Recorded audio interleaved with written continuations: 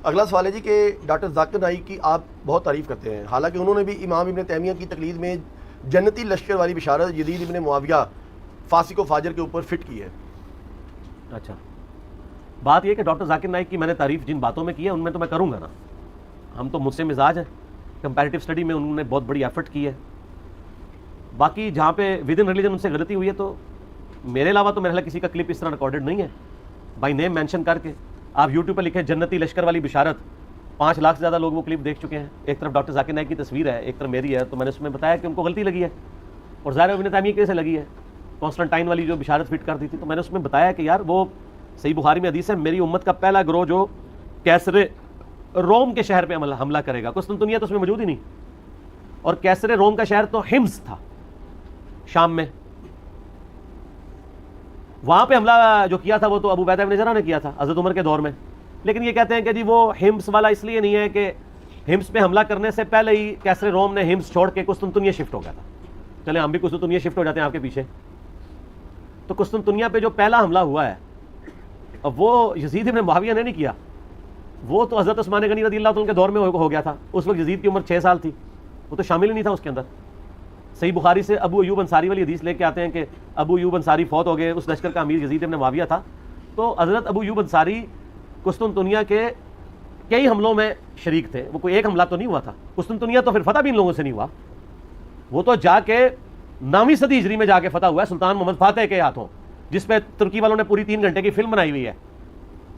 سلطان محمد فاتح پہ اردو ڈبنگ کے ساتھ ترکیوں کی فلم بڑی زبردست آئی ہے 3 گھنٹے کی، کہ کس طرح جو ہے وہ یورپ کے سینے میں جا کے مسلمانوں نے جو ہے وہ قسطنطنیہ کو فتح کیا۔ قسطنطنیہ اب وہ ہے استنبول جسے کہتے ہیں، اسلام ان بلک۔ اسلام آباد کو اگر آپ ٹرکی میں ٹرانسلیٹ کریں استنبول بنتا ہے، تو مسلمانوں نے اس کا نام پھر استنبول رکھ دیا تھا قسطنطنیہ کا۔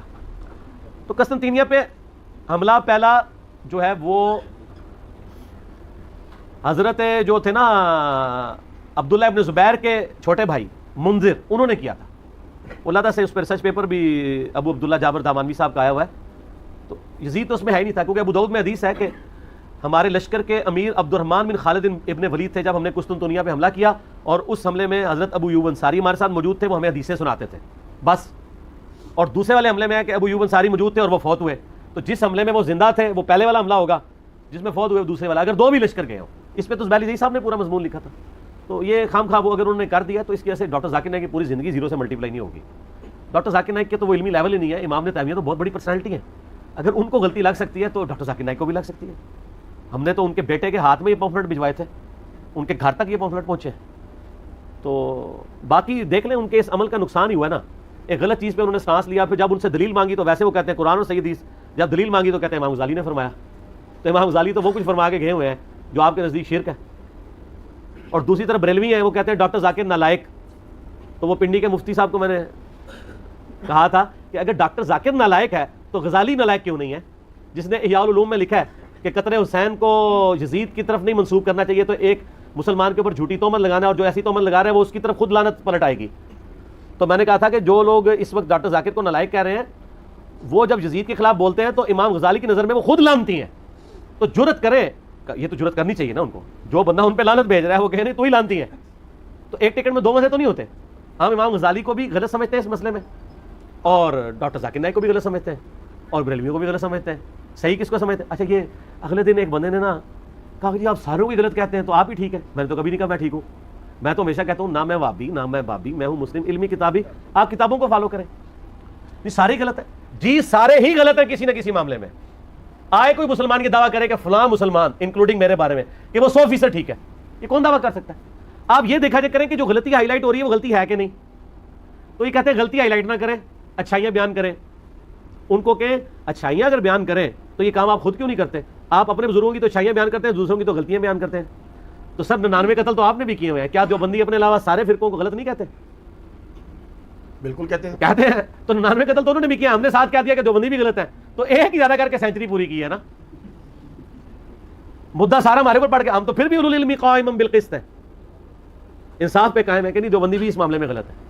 تو کسی کو غلط کہنے کا مطلب یہ نہیں کہ اس کی تکفیر کرتے ہیں، یہ لوگ جب غلط کہتے ہیں اسلام سے بھی باہر نکالتے ہیں، ہم غلط کہہ کے بھی پیچھے نماز پڑھتے ہیں۔ یقین کریں جو مولوی میرے خلاف جمعہ پڑھاتے ہیں، میں ان کے پیچھے نماز پڑھ رہا ہوں تو سامنے بیٹھ کے جمعے کی تقریر سن رہا ہوتا ہوں، کتنے مولوی ہیں کہ میں مسجد میں انٹر ہوں وہ اپنا موضوع چھوڑ کے میرے اوپر شروع ہو جاتے ہیں. حالانکہ میں یعنی اپنی فیملی کے ساتھ جمعہ پڑھنے میں بھی گیا ہوتا ہوں. تو پھر بعد میں میری بیوی مجھے کہہ رہی ہوتی ہے ہاں پتر سنا تو ٹھیک ہے جی غصہ اتار لیا, کیا ہوا, بات کر لی اس نے, دفن ہو گئی, آج دنیا کو پتہ بھی نہیں ہے, ختم, کیا فرق پڑتا ہے یار. مسند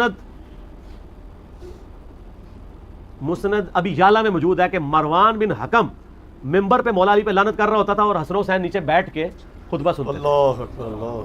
تو سر ہم تو ان کے ماننے والے ہیں, ہم پہ نام لے کے تو کوئی لعنت نہیں کر رہا نا. تو میں ان کو کہتا ہوں کہ آپ جمعے میرے خلاف پڑھانے کے بجائے مجھے نام لے کے بھی لعنت کرو نا, تب بھی میں آپ کے پیچھے نمازیں پڑھوں گا. یہی ہماری سچائی کی دلیل ہے کہ ہم شریعت کو کہیں پہ کراس اس کی باؤنڈری نہیں کرتے, نمازیں انہی کے پیچھے پڑھنی ہے. کیونکہ ہمیں حکم ہے خلیفہ راشد عثمان ابن عفان کا, صحیح بخاری 695, کہ نیکی کے کاموں میں باغیوں کا ساتھ دو, نماز مسجد نبوی میں باغیوں کے پیچھے پڑھو, برائی میں ان سے الگ رہو. حالانکہ حضرت عثمان کہہ سکتے تھے کہ تم غلط لوگوں کو سپورٹ کر رہے ہو, نمازیں ان کے پیچھے نہ پڑھو, لیکن ان کو پتا تھا ان نیکی کے کاموں میں تو آپ نہیں, تو ہم بھی نیکی کے کاموں میں ساتھ دیتے ہیں سر, آپ بھی دیتے ہیں, آندہ بھی دیں گے انشاءاللہ تعالیٰ, کوئی مسئلہ نہیں. ٹھیک ہو گیا. اگلا سوال ہے جی کہ آپ کی نظر میں اہل سنت کے علماء و اکابرین میں دور جدید کے اندر کون کون سی شخصیات ہیں جنہوں نے محبت اہل بیت کو علمی سطح پر متعارف کروایا ہے؟ دور قدیم میں تو سارے ہی ہیں جی محدثین, لیکن اس میں ٹاپ آف دا لسٹ امام حاکم ہے, نیشا پوری المتوفا 405 ہجری, جنہوں نے المستدرک للحاکم لکھی ہے.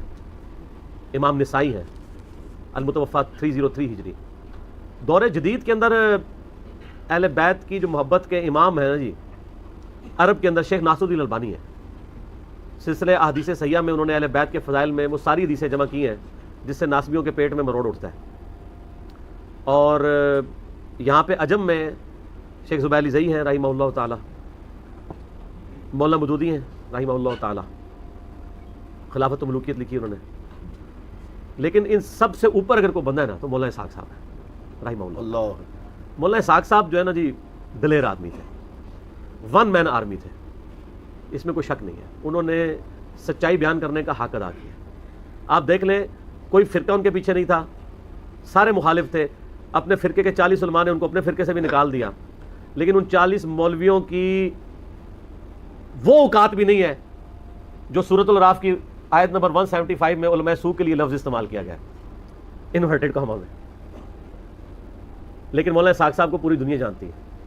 ٹھیک ہے, تو مولانا اسحاق صاحب فوت ہوئے نا جب, تو مجھے کئی لوگوں نے میسج کیے, اور جی بھونکنے والی زبان ہمیشہ کے لیے بند ہو گئی. تو میں نے ان کو جواب میں لکھا کہ زبانیں تمہارے بزرگوں کی بند ہوئی ہوئی ہیں, مولانا اسحاق صاحب کی زبان قیامت تک یوٹیوب میں زندہ رہے گی الحمدللہ انشاءاللہ. ہزاروں لوگ ہیں جو مولانا صاحب کی وفات کے بعد ان سے انٹروڈیوس ہوئے ہیں. آپ عام مسلمان سے پوچھیں ابن تیمیہ کو جانتے ہو؟ اہل حدیث کے علاوہ کوئی نہیں جانتا ہوگا. بریلوی جو جانتا ہوگا نا وہ ساتھ اس کے ساتھ لانتیں جو لگائے گا نا وہ آپ کو بتائے گا. لیکن مولانا اسحاق کے بارے میں پوچھیں, بریلوی سے پوچھ لیں, دیوبندی سے پوچھ لیں, اہل حدیث سے پوچھ لیں, شیعہ سے پوچھ لیں, تو عروج کس کو ملا ہوا ہے؟ مولانا اسحاق کو. تو شیخ الاسلام تو وہ ہوئے پھر. اچھا, تو زبیر علی صاحب کو بھی یعنی نا اس طرح لوگوں نے ٹیکسٹ میسج کیے, علی نقوی صاحب بیٹھے ہوئے ہیں, انہوں نے مجھے خود بتایا. کیوں جی شاہ جی؟ تو زبیر علی صاحب نے کیا کہا تھا؟ زبیر علی صاحب نے 28 اگست 2013 کو مولانا صاحب کی وفات ہوئی, تو زبیر علی صاحب نے فون پہ علی نقوی صاحب کو کہا کہ یار یہ میرے شاگرد بھی مجھے بھیج رہے ہیں اس طرح کی باتیں کہ ایسا نہیں کرنا چاہیے, دیکھو یار کل کو ہم نے بھی مر جانا ہے. یہی کہا. تو 1 مہینے کے بعد وہ قومے میں چلے گئے تھے, اور 2-2.5 مہینے قومے میں رہ کے وہ فوت ہو گئے. مولانا صاحب فوت ہوئے 28 اگست 2013, اور زبیر علی صاحب 10 نومبر 2013. ستمبر, اکتوبر, نومبر, 2.5 ہاں فوت ہو گئے. ہاں لیکن وہ فوت ہوئے نا, البتہ قومے میں تو وہ چلے گئے تھے 2 ہفتے بعد ہی. تو وہ بات ایک انہوں نے سوچا بھی نہیں ہوگا کہ یار میں جو بات کر رہا ہوں یہ پوری ہو جانی ہے. وہ 78 سال کی عمر میں فوت ہوئے ہیں, زبیر علی صاحب 57 سال کی عمر میں فوت ہو گئے. یعنی ہمارے صاحب سے تو 20-21 سال ان کو ملنے چاہیے تھے, دیکھیں نا. لیکن اللہ کی اپنی مرضی ہے کہ اللہ تعالیٰ کس کو کتنا ٹائم دیتا ہے, اور وہ اس ٹائم میں کتنا کچھ کر جاتا ہے. تو مجھے یہ شرف حاصل ہے کہ میں نے دونوں کے جنازے بھی پڑھے اور دفنانے تک شامل رہا ہوں. میرے لیے عام الحزن کا سال ہے, غم والا. جیسے وہ نبی اسلام کے لیے عام الحزن تھا نا, سیدہ ختیجہ کی وفات اور جناب ابی طالب کی وفات, 1 سال میں 2 شفیق آپ کے پشت پناہ فوت ہوئے. تو ہمارے لیے عام الحزن 2013 کا سال. لیکن اللہ کا شکر ہے مولانا اسحاق صاحب ابھی بھی ویڈیو لگاتے ہیں تو زندہ ہی ہیں اپنی تعلیمات میں, ٹھیک ہے. تو وہ تو انشاءاللہ تعالیٰ ان کی تعلیمات لوگ دیکھ رہے ہیں, اور کتنے لوگ ہیں جو ان کی وفات کے بعد وہ کہتے ہیں ہم تو جانتے بھی نہیں تھے, ہم نے بعد میں ویڈیوز دیکھی ہیں اور ہمیں پتہ چلا کہ یار یہ بندے نے اتنا بڑا کام کیا. تو میں یعنی پہلا نمبر جس بندے کو دوں گا نا وہ مولانا اسحاق صاحب ہے, اور یہ میں پہلا نمبر صرف متاخرین میں نہیں دے رہا, میں متقدمین اور متاخرین دونوں کو جمع کر کے پہلا نمبر مولانا اسحاق صاحب کو دوں گا, کیونکہ صدیوں کی ایک گراوٹ تھی, صدیوں کی ایک حق کے اوپر مٹی ڈالنے والا معاملہ تھا, اور کل حزب بما لدیہم فرحون, ہر فرقہ اپنے اوپر خوش تھا. اور آپ کو میں بتاؤں مولانا مودودی نے خلافت و ملوکیت میں احادیث بھی لکھی اور تاریخ سے بھی روایتیں لکھی. میں نے اس کا دفاع ان 72 احادیث والے پمفلٹ میں جس میں 200 روایتیں کیا ہے. مولانا اسحاق صاحب نے خلافت و ملوکیت کا دفاع کیا, اور مولانا اسحاق صاحب مودودی صاحب کے بڑے قریبی اسٹوڈنٹس میں سے تھے. 1962 میں مودودی صاحب کے ساتھ حج کیا ہوا ہے مولانا مودودی کے ساتھ مولانا اسحاق صاحب نے. ان کے جنازے پہ مجھے ان کے کلاس فیلو ملے, ان کی عمر بھی 70+ تھی مولانا اسحاق صاحب کے جنازے پہ. تو وہ مجھے کہنے لگے کہ بیٹا وڈا بندہ وڈا ہی ہوتا ہے, پاویں چھوٹا بھی ہوئے, کہ بڑا آدمی بڑا ہی ہوتا ہے, وہ چھوٹی عمر سے ہی بڑا ہوتا ہے. تو میں نے کہا کیسے؟ ان کا یہ جو مولوی صاحب ہے نا, ہم اس کو بچپن سے ہی مولوی کہتے ہیں. کہتے ہیں یہ جب 5ویں کلاس میں پڑھتے تھے نا, ہم لوگ تو گلی ڈنڈا کھیلتے تھے نا, تو مولوی صاحب جو ہے نا اس کے ایک ہاتھ میں کتاب ہوتی تھی, اور وہ اپنے بیل کے اوپر وہ جو پیچھے ہل چلاتے ہیں اس پہ چڑھے ہوئے ہوتے تھے, اور زمین میں حلوائی بھی کرتے تھے اور کتاب بھی پڑھتے تھے. اللہ, اور کتابیں عربی فارسی تو انہوں نے بچپن میں سیکھ لی ہوئی تھیں, یہ ان کی مادری زبان کی طرح تھی عربی اور فارسی. تو باقی پھر پیچھے کیا رہ گیا؟ اردو ان کو ویسے ہی آتی تھی, پنجابی تو ماشاءاللہ ان جیسی کسی کی ہے نہیں تھی, انگلش بھی آتی تھی کیونکہ وہ دنیاوی یعنی پنجاب یونیورسٹی سے ڈگری ہولڈر بھی تھے, پوزیشن ہولڈر بھی تھے. تو وہ کہتے ہیں وڈا بندہ وڈا ہی ہوتا ہے. تو ظاہر ہے اتنا بڑا بندہ ایک بتدریج ایفرٹ کے بعد ایک بندہ ایک لیول تک پہنچتا ہے, اور یقین کریں لوگوں نے قدر نہیں کی مولانا اسحاق صاحب. میں آپ کو ایک واقعہ سناتا ہوں. آج دن ہے کہ ہم آج کے دور کے حسین کو یاد کریں. میں تو ان کو دور جدید کا حسین سمجھتا ہوں مولانا اسحاق صاحب. ایک بہت بڑے عالم دین ہے, نام لینے کی ضرورت نہیں, اہل حدیث مکتبہ فکر سے آپ جانتے ہیں ان کو, کٹر ناسبی تھے وہ. ان کی ایج آلموسٹ 65 کے قریب ہے. مولانا اسحاق صاحب کی وفات سے کچھ عرصہ پہلے ان کا تعارف ہوا, اور کہتے ہیں تعارف اس طرح ہوا کہ میری بیٹی بیائی ہوئی تھی سعودیہ میں مکے کے اندر, تو میں حج کے لیے جا رہا تھا, تو بیٹی نے کہا پہلے آ جائیں کچھ دن میرے پاس رہے. تو کہتے ہیں میں 3 مہینے پہلے چلا گیا. آخری دن کہتے ہیں کہ مجھے ایک اہل حدیثوں کا ہی مولوی ملا, اور یہ جو اہل حدیث عالم دین ہے یہ اہل حدیث نسلی علماء کی فیملی سے تعلق رکھتے ہیں, خود بھی عالم دین ہے, عربی ماشاءاللہ لٹریچر کے ماسٹر ہیں. کہنے لگے مجھے ایک اہل حدیث مولوی نے کلپ دکھایا, مجھے کہتے ہیں یار یہ بابا دیکھو ایک بڑا گمراہ بابا آیا ہے, اور اس کی بڑی ویڈیوز لوگ دیکھتے ہیں. کہتے ہیں میں جانتا بھی نہیں تھا مولانا اسحاق صاحب کو. کہتے ہیں میں نے جب ویڈیو دیکھی نا تو میں نے ان کی یعنی جو انداز بیان اور ان کے ریفرنسز, اور پھر جس عربی کو پنجابی میں جس طرح وہ ٹرانسلیٹ کرتے ہیں فی البدی اپروپریٹ ورڈز کے ساتھ, میں ان سے بہت متاثر ہوا.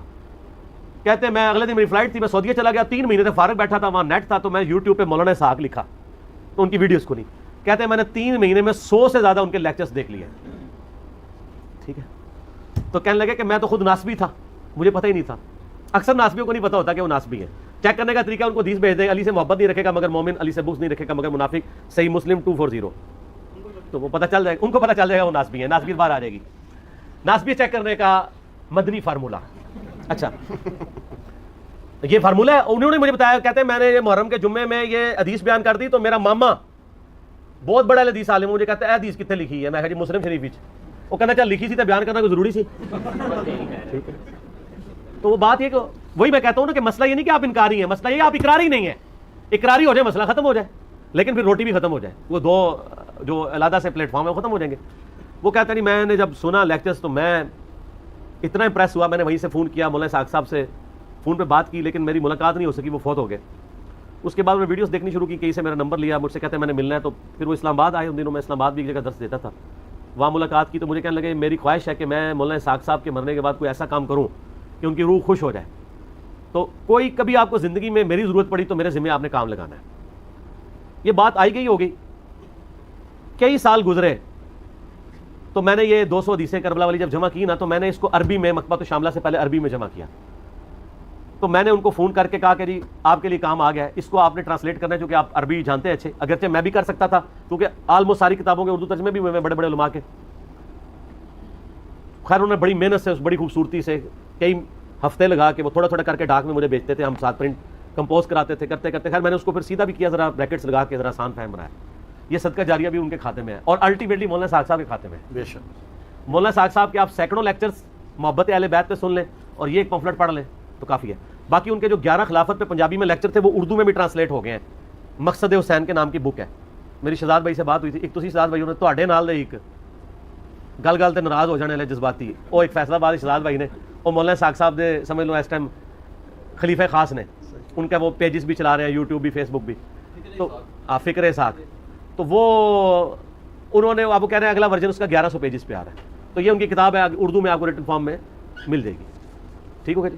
اچھا, یہ سوال تو آپ نے اس کا جواب دے دیا, لیکن میں ایک ذاتی یہاں پر ایڈ کروں گا اپنا سوال کہ مولانا اسحاق رحمہ اللہ جو ہیں ان کے حوالے سے جو آپ نے تعارف کروایا امت کو آج, اسی حوالے سے میں آپ سے ایک اور ریکویسٹ کروں گا کہ اگر آج مولانا اسحاق رحمہ اللہ جو ہے وہ زندہ ہوتے, اور جس طرح آج سوشل میڈیا جو ہے وہ ایک ایٹم بم اور ہائیڈروجن بم کا کردار ادا کر رہا ہے اور وہ اپنے عروج کے اوپر ہے, اگر آج مولانا اسحاق رحمہ اللہ زندہ ہوتے اور آپ ان کے مختلف انٹرویوز کرتے تو امت کے لیے یہ کس طرح کا معاملہ ہوتا؟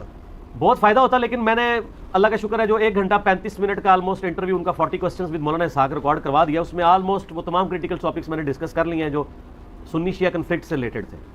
ظاہر ہے آج اگر وہ ہوتے تو کتنی چیزیں اور مزید سامنے آ جاتی ہیں, لیکن انہوں نے اپنی زندگی میں اتنی ویڈیوز, اس وقت 1700 سے زیادہ ان کی ویڈیوز یوٹیوب پہ ہیں, انہوں نے جتنا کچھ ریکارڈ کروانا تھا 7-8 سالوں میں ریکارڈ کروا دیا, اور اسکیٹرڈ فارم میں آپ کو کہیں نہ کہیں مل جائے گا, کچھ پرانی آڈیو ریکارڈنگس بھی مل جائیں گی, محنت کرنے سے آلموسٹ چیزیں مل جائیں گی. مولانا اسحاق اردو کے نام سے یوٹیوب پہ ایک پیج ہے, وہ آپ جوائن کریں, اس پہ ان کی پرانی ویڈیوز بھی آپ فہد بھائی نے اپلوڈ کرنی شروع کی ہوئی ہیں. فہد بھائی جو ہیں وہ PhD الیکٹرانکس میں انجینئرنگ کی بھی ہے انہوں نے سعودی عرب سے, نسٹ میں وہ پروفیسر ہیں, اور وہی ان کا پیج شروع سے چلا رہے ہیں.